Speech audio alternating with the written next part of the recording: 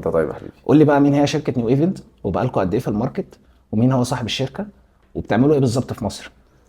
تمام، بص احنا شركه نيو ايفنت، مطور عقاري. الاونر بتاعها دكتور حميد الرجوي، هو يمني الجنسيه. بدأ خبرته من 2012 في الخليج، تحديدا ابو ظبي.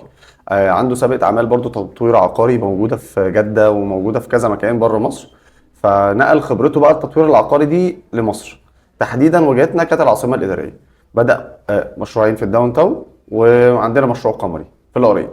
حلو، يعني انتوا الثلاث مشاريع الخاصه بالشركه الثلاثه في العاصمه. التلاتة في العاصمة. طيب تحب نبدا بايه الاول، السكني ولا اللي الاداري؟ انت عايزه. طيب نتكلم الاول في الاداري، الداون تاون. ماشي. ليه اخترت مشروعين في الداون تاون؟ اشمعنى الداون تاون اللي نزلت بيها باتنين بروجكت؟ طيب الداون تاون دي بالظبط زي وسط البلد. مين النهارده ما بيروحش وسط البلد؟ مين لحد النهارده في التوسعات والطرق والمنطقه اللي حصلت في القاهره الجديده والعاصمه الاداريه لسه ستيل لحد النهارده الرونق بتاع وسط البلد والقاهره القديمه زي ما هي.